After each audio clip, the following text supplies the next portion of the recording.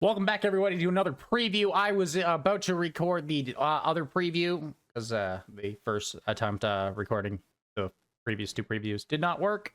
So anyway, I'm uploading like the other preview, and Mr. President released another video with more stuff, and the thumbnail is the picture of Darth Sidious he teased to me. So yeah, this has been out for maybe, I don't know, like 10 minutes or something. It's been out in like no time at all. Let me check. How long has this been out for? He posted this like 15 minutes ago. So anyways, we're here right now to check out this because the Emperor is on the thumbnail and I want to know. Maybe he'll be nice and reveal it. So anyway, let's see.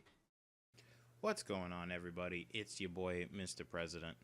I am wanting to take the time for this video to kind of talk a little bit about the game design and the direction that we're trying to take everything in. Awesome. Sounds great. Show me the Emperor. Okay, I hope I didn't mess up the audio. I changed the volume of it because mine was really loud. Anyways, here we go. So, since we've got the CIS pulled up here, what I'm going to do is I'm just going to talk, generally speaking, about what the game design for both. Are those all Lucrehulks? There's no way there's 4 Lucrehulks in the core right now, right? Factions are, and then just a couple of miscellaneous mechanics. Okay, one of those is a station, 2 of those is a station, 2 of those look like they're Lucrehulks. I don't know if they're the station as a Lucrehulk. If that is so, that is amazing. I'm not sure, though. We'll have to see. The CIS primarily starts out scattered in the outer rim of the galaxy, with like the Rebels. A whole bunch of glass cannon units, with the only, and I mean the only exception to this being the Lucrehulk control ship. So to be exact, what he's trying to mean is the Naboo version of the Lucrehulk, the non-combat like outfitted one. It's not the battleship or carrier or whatever. I forgot which version they made, but yeah, it's the civilian one that's probably been outfitted with a bit more guns than the standard civilian one. But basically, it's not like a warship. It's more of a civilian freighter designed to fight off pirates. But it's just the biggest and tankiest ship we got. Every other ship they have is a glass cannon unit. It's kind of the same thing on the ground. They've got AATs, which are decent enough, and MTTs being really the only thing that tanks for it. Everything else dies very. I don't know. I don't remember if the MTT's variant has less health or not for the yellow. Well, not yellow. The brown, gray, or yeah, is it gray? No, it's really just brown. Anyway, the brown one from Naboo. Same with the AAT. We got the 2 different colors for the AAT. I'm not sure if they're weaker or not. I don't remember. The previews in the Discord channel. If you ever want to go look that up. I'm not going to bother. Very, very, very easily. Now, as your tech is going to progress, you're going to go from these high damage, low durability these low...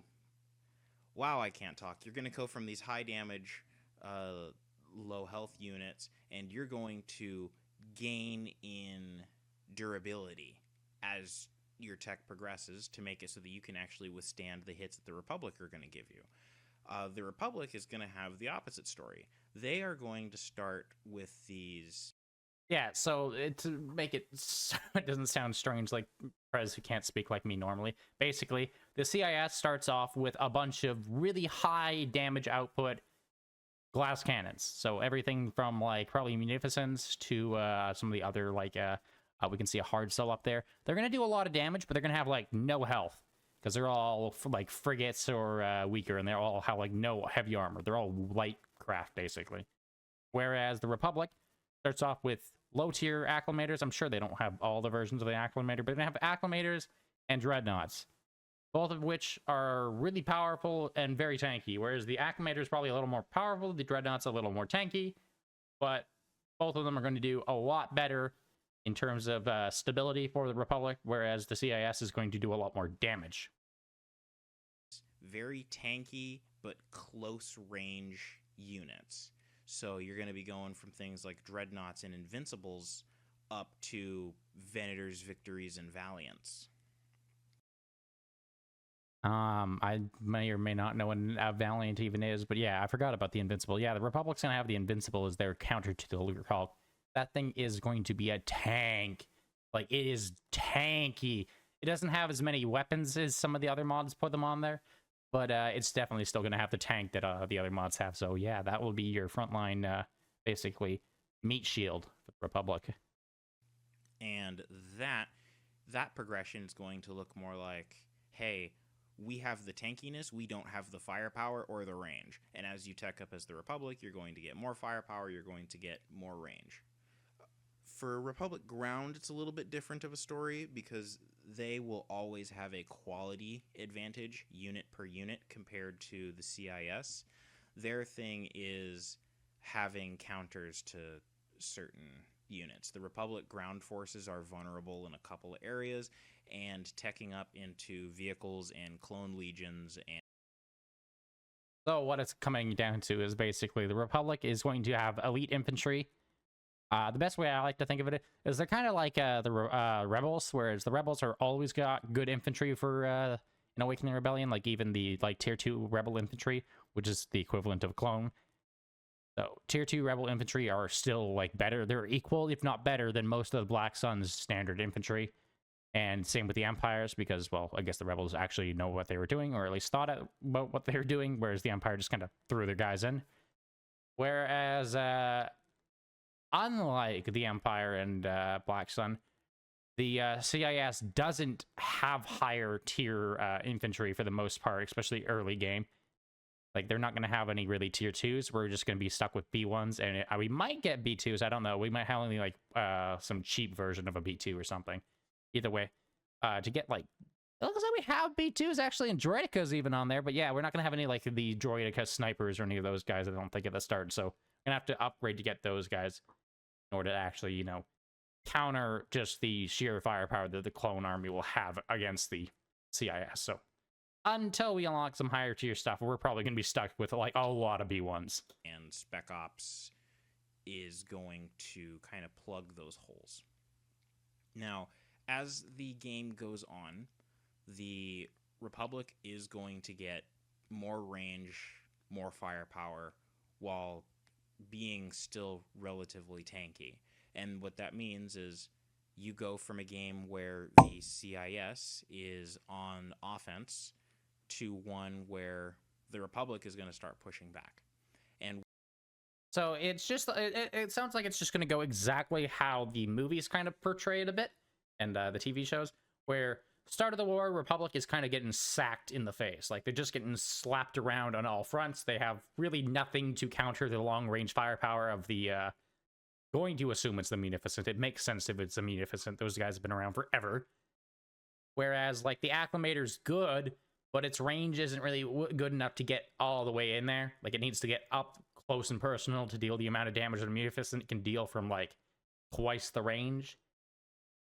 So later in the war, basically, the Republic will get up to their higher tier, super powerful units, like the Victories, which will just absolutely destroy such, okay, I'm now can't speak like Mr. President either, such as the Munificent, where the Munificent is good at long range, but has light armor, whereas a Victory has good armor, or at least way better armor than a Munificent, and also has long range. So later in the campaign, chances are the Republic will have very good long range capabilities, and the CIS will have a lot better close-range capabilities by comparison to their starting forces, respectively, obviously.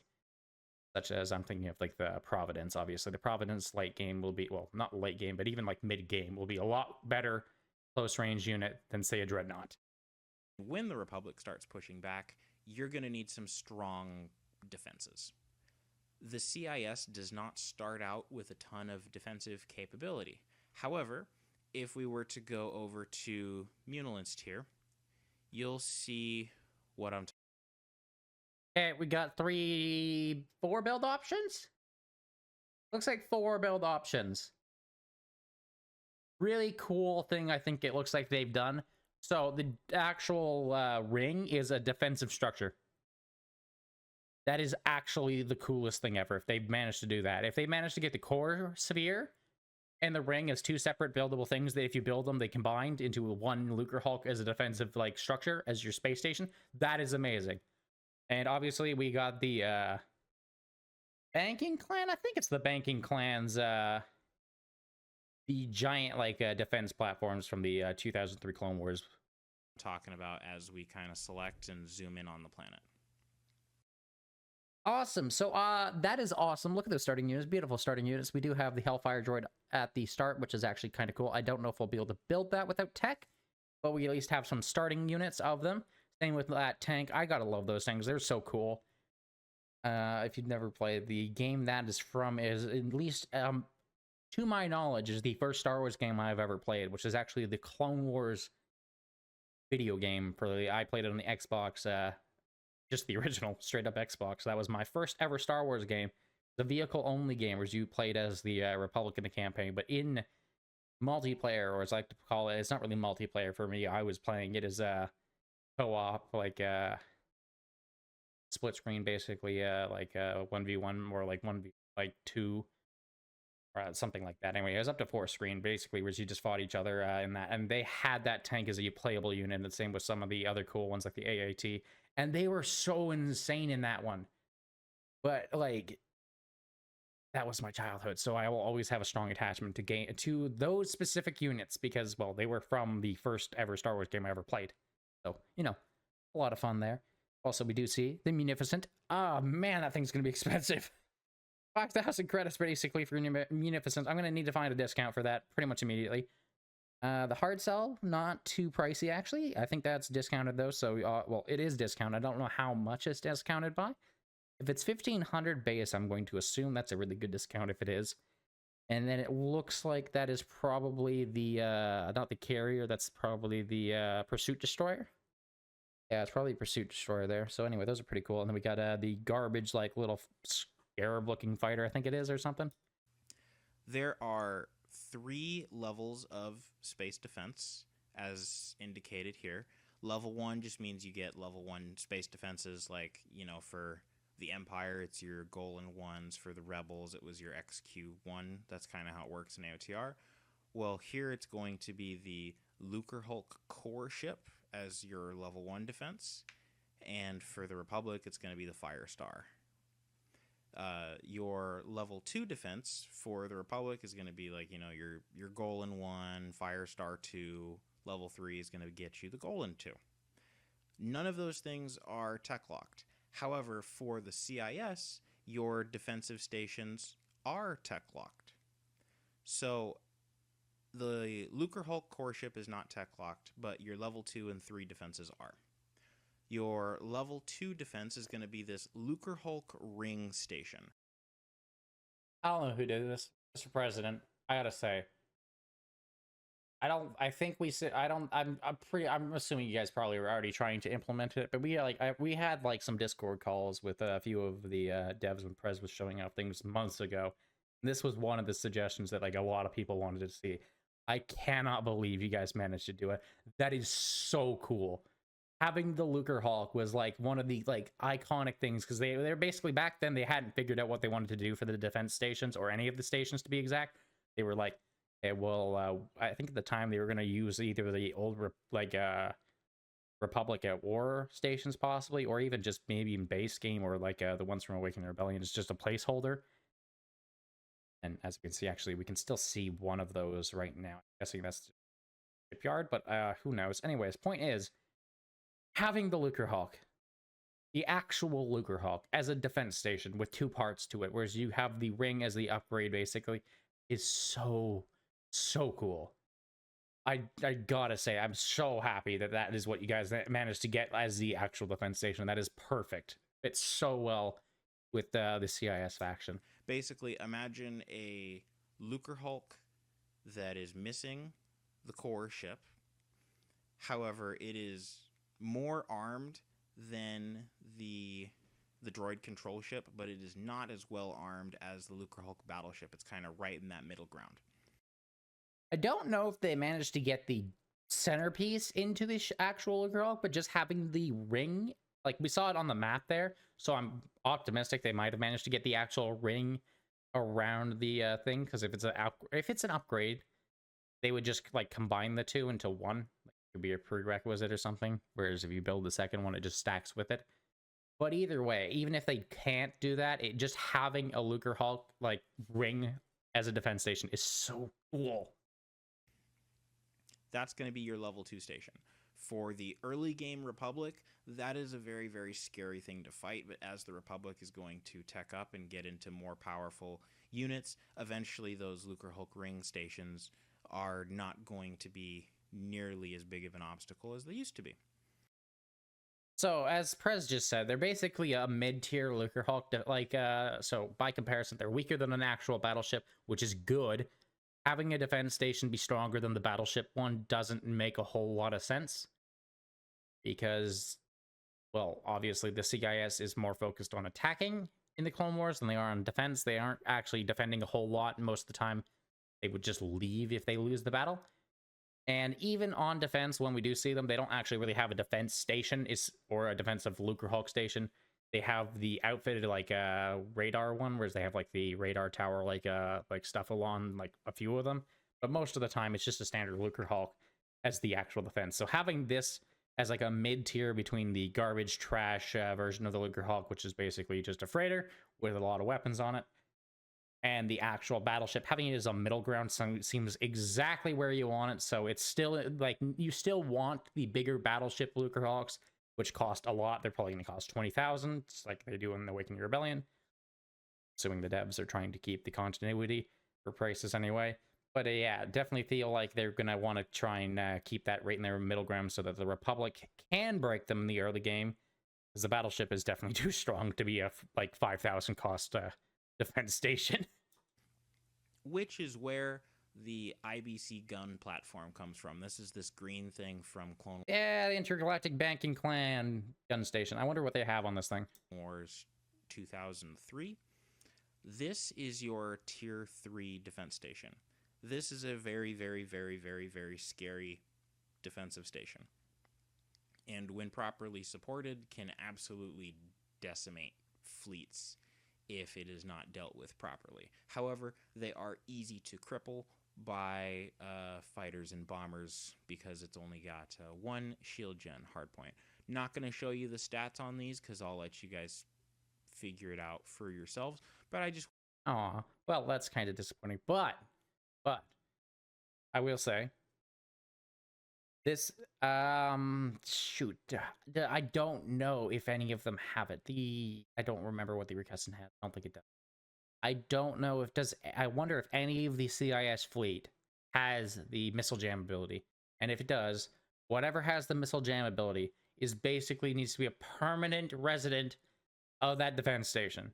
Just park it on it. Because if you can just block the bombers from taking out that shield generator, you are set. Wanted to go over about the game design, as well as that for your CIS, your defenses are going to be tech locked. The technology that's going to unlock both of these is going to be the Banking Clan branch. So just throwing these up on screen here, you've got Trade Federation, Commerce Guild, Techno Union, Banking Clan. Those are going to be your main tech branches. They are expensive. Also, you do start with the standard 50,000, it looks like, which is good because the big map will need that amount of cash just to build up some infrastructure. I wonder if it's going to be an interesting one. Is it going to be more valuable to spend the 12,000 needed to upgrade a tech immediately on, an upgrade, such as, more, income? Or is it better to immediately buy the tech? We're going to have to find that out. We're going to do a lot of research on that first episode. Each one of those kind of has a little bit of a different doctrine. Now, same thing down here. You see that on the planet we've got a level 2 outpost. We can upgrade to a level 3, but the level 3 is grayed out. That is because it is tech locked. The requirement... Okay, what's in this garrison? Garrison, large defense garrison. 2 out of 6 B2 super battle droid. 4 out of 12 B1 battle droids. That's it? Huh? Are you kidding me? There's no way that's it, right? That is trash if that's all you get from a tier 3. 4B1 squads and 2B like 2s? Something not working here. Here is going to say that it requires the first tech level of all 4 of our different branches to be able to get the CIS stronghold. Now, the other thing to note in there is that it says garrison, large defense garrison. And what we have done is we have actually randomized the ground garrisons. So just like in space, you're going to get a random assortment. Okay, that's what I was assuming when I saw the large garrison as actually part of it. The large defense garrison is part of the actual wording. And then the 2 out of 6 B2s super battle droids and the 4 out of 12 B1 battle droids are permanent, meaning you will always get those so that you actually have infantry to go around and build pads with. I'm going to assume that's why. And then the large defense garrison probably will have a random assortment of vehicles, maybe mid-tier infantry if you have them unlocked, or cheap infantry if you don't, and probably similar to Awakening Rebellion if I had to guess, where you probably can get up to 1 MTT or like 2 Hellfire droids or something equivalent, whatever they've decided. Assortment of ground units based on what techs you have researched. But you're always going to have, you know, that reinforcement pool is always going to be something consistent, as you can see with the B2s and the B1s that are listed on screen. For the Republic, because their ground units are much higher quality than the CIS ones, they will only have 2 levels of outpost, and that's just to bring a little bit of balance so that the Republic is not going to be constantly holding all the time with pretty insane garrisons on ground defense and being... It's so that it doesn't take a billion B1 battle droids to take out 100,000 clones.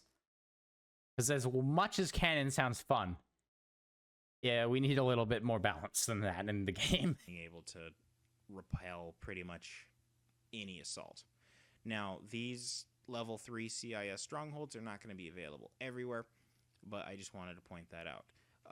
This will also be the case with the tech-locked buildings for the CIS ground-to-space weapon, whereas the Republic's is not going to be tech-locked. Once again, that's going to be behind your banking clan tech. So if you want to go defensive, banking clan is the way to go. The other thing I wanted to touch on in this video, I know he's not here as a hero right now, but it is Palpatine. Finally, the time has come.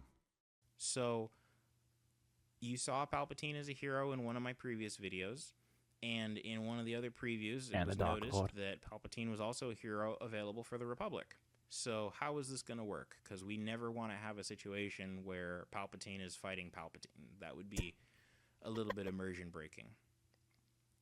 So what we've decided to do is we've created a system that shows Palpatine switching sides every 21 weeks. So right now, Palpatine is not in my hero bar. I knew it. I knew it. I knew it. I was like, I guarantee you, I knew it. It's the only reason it makes so much sense because of how many times, like, we've seen several videos, right, of so many different playthroughs, and Palpatine is either there or he's not. And then if you switch the other faction, he's just mysteriously there again. And now it makes 100% sense. My only theory as to how they were going to get him in there made absolute sense, where they have to have him swap between factions. Because the only other option is way, way more boring, which is that he just is not an active hero at all. And honestly, that's not very interesting at all, let's be honest. Having Palpatine as a spectator, as the main orchestrator of the whole war, it's not all that interesting. So having him literally swap between sides is hilarious. That is because he is with the Republic.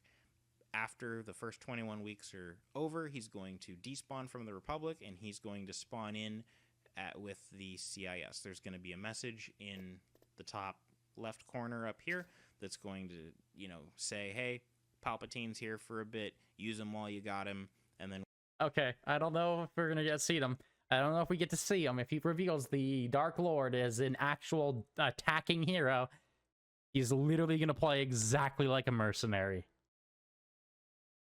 Literally going to play exactly like a mercenary, but the only difference is he has 20-week cooldown, so he's got to be a little stronger than a mercenary. But anyways, point is, if he's like the bounty hunters, I think that's actually amazing, because it'd be like, oh, sweetie's here! Go, go, go! Grab the army! Get the army! We're going in! We're taking over, like, I don't know, we're sieging down. Can you see it on this map? I don't know, we might be able to see. Oh, I haven't played Chungus in a while. I think I see it. I don't know if that's Tatooine down there or if it's Geonosis. I think Geonosis is CIS aligned. Anyways, point is, you can be like, okay, we got Palpatine. We're taking on Kashyyyk, because you know he's there and he's beastly. I'm going to hope, but we'll find out maybe in this video. Let's see, Prez, are you gonna be generous in this next minute or not? Well, I guess it's almost a minute and 40. It's a minute and like 40 seconds. So here's hoping. And when he leaves, there's going to be another message up there. He is going to function as an administrator.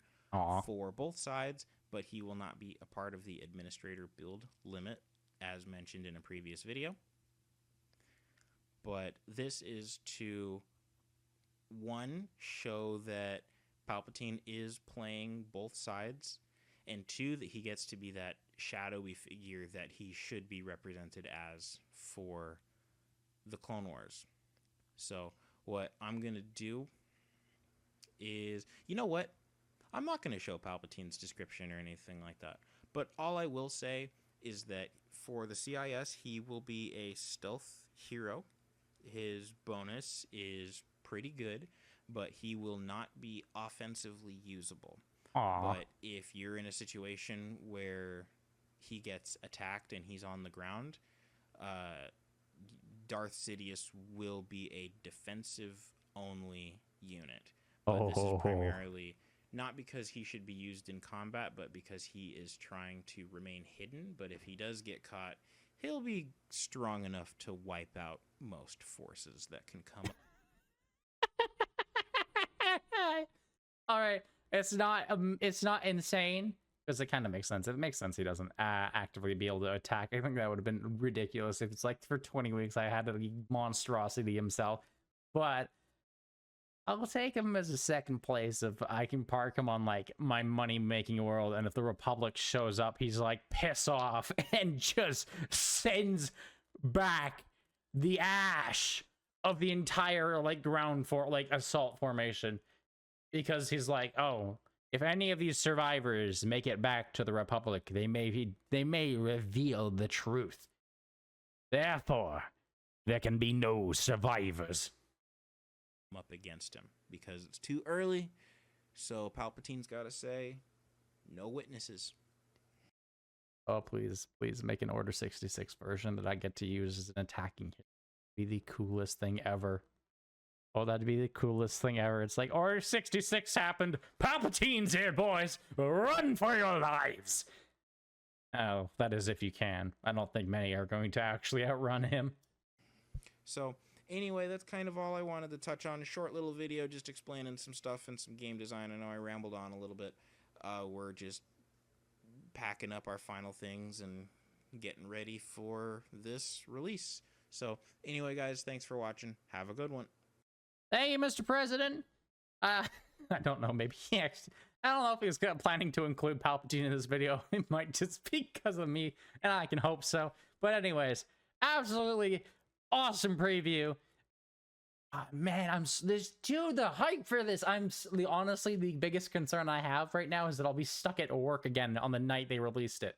Because literally last time they released the big Chungus update, I was stuck at work and I was so dead tired. I didn't even know they were releasing it. I just came home and was like, oh shoot, they released an update. And then I passed out by like 11 o'clock after watching like one video on it. I tried making, I think, like a patch notes video, and I just passed out on the spot. So yeah, and then I was, I think, so tired the day after and had to go back to work again. So it was literally the worst situation ever. Hopefully we get lucky this time, and I don't know, maybe I'll be free survive, but you know, I guess we'll find out. Either way, if you guys did enjoy this one, leave a like on the video. There'll be a lot more previews hopefully the near future, or maybe even the whole mod. We'll find out. If you did enjoy this one, like on the video. And if you haven't already, hit that subscribe button. I'll see you all again next time. I said it twice. Anyways, bye.